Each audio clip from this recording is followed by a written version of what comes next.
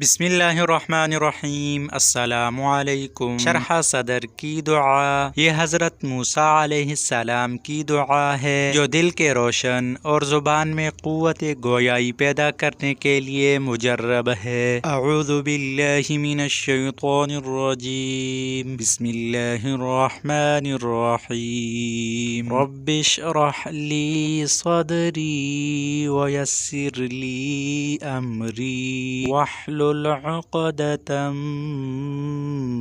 من لسانی یفقہوا قولی۔